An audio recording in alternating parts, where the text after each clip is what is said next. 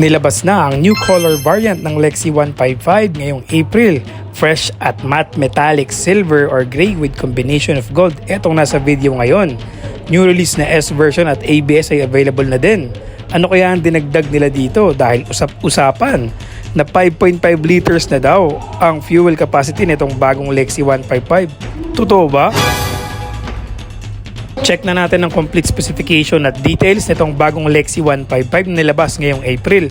Grabe ang update ng bagong model ni Yamaha na scooter na to ni Lexi 155 ngayong 2026. Isa na dito itong bagong kulay at version itong Lexi 155 ng Yamaha. Sa atin nga sa Pilipinas ay dalawa pa lang ang lumalabas na kulay at standard pa lang din po ito.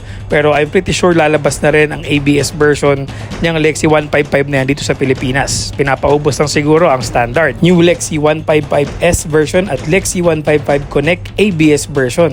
Parehas maganda at maangas kaya nakaka-excite.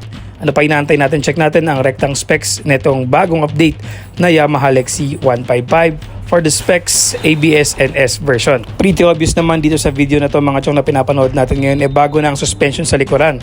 Naka-sub tank na po siya at yung kulay niya maganda na rin. Silver, matte at may combination ng gold. Kita rin dito naka-keyless na yung version na to dito sa video na to. So I'm pretty sure yung standard nito is keyless na and then S version at saka ABS version.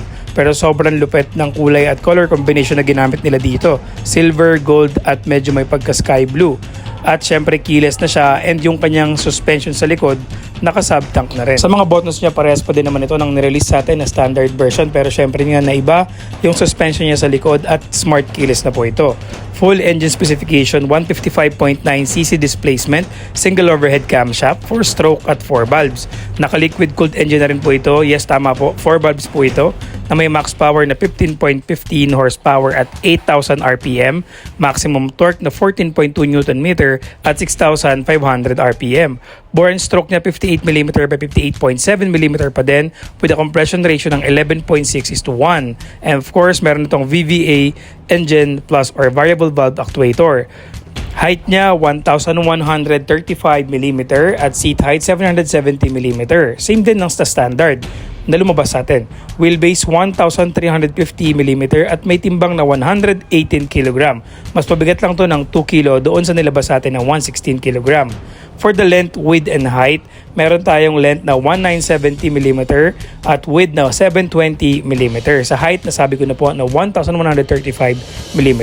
Sa harapan niya, disc brake po ito na merong ABS version at S version. So yung ABS version, mas mahal siya ng konti doon sa S version. Pero parehas silang naka-keyless. Sa rear na preno niya, yun lang naka-mechanical drum brake pa din ang kanyang hulihang preno.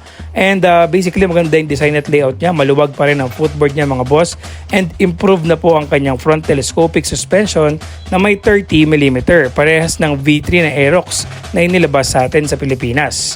Sa likod naman niya ay bago na din yung spring-loaded oil damp improved suspension with sub-tank na. Si Y-Connect ABS version naman na Lexi ay same lang ng specs ng exterior design ni S version na bagong labas. Siyempre parehas pa rin itong may auto start and stop system, parehas may hazard at emergency light. Sa timbang mas mabigat ng konti si ABS version ng 2kg compare sa standard version na nilabas sa atin sa Pilipinas. Grabe ngayon ang nilabas na update ng Yamaha scooter sa Pilipinas sunod-sunod. Magsimula sa Aerox, NMAX at ngayon naman itong bagong model na ngayon lang natin nakita yung Lexi 155. Pero syempre, standard version pa rin po hanggang ngayon ang nasa atin at nagkakaipitan pa rin po ng stocks. Sana maubos na itong standard na to at makakota na siya para mailabas na ang ABS at itong bagong kulay na S version at ABS version. Marami kasi nagsasabi na hindi raw lalabas ito. Narinig ko na po yan before na hindi lalabas pero lumalabas pa rin dahil nga business is business. So syempre hindi naman pwedeng standard lang ang lalabas. Panibagong model, panibagong kita na naman yan sa mga dealership. So yan po ang bagong Lexi 155, new colorway at new variant. So confirm po hindi naman pala nagbago ng fuel capacity. 4.2 liters pa rin po itong bagong Lexi pero improve na ang suspension sa likuran at ang kulay. Sabi na ibang mga kapwa natin rider na Pilipino ay sana ginawa nilang dual shock itong bagong labas na Lexi 155 at syempre sana ilabas na rin daw ang ABS version sa Philippine market. So syempre kapag nilabas na ang dual shock niyan or ABS, harap likuran, disc brake, hindi na yan singmura ng presyo na nilabas sa atin like 99,900. Ngayon nga ay nasa 105 na to 110 ang SRP nito, or yung iba wala pang cash, installment lang. So what more kapag nag-ABS na ito, S version at naging dual shock na.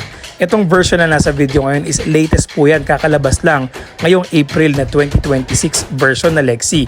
Bagong kulay, bagong update ng suspension at bagong release din sa Indonesian market. Pero alam nyo ba mga bossing na napakadami ng version at kulay na lumabas sa Indonesia at Thailand netong Lexi 155 kasi nga matagal na to sa market nila at bago lang sa market ng Philippines.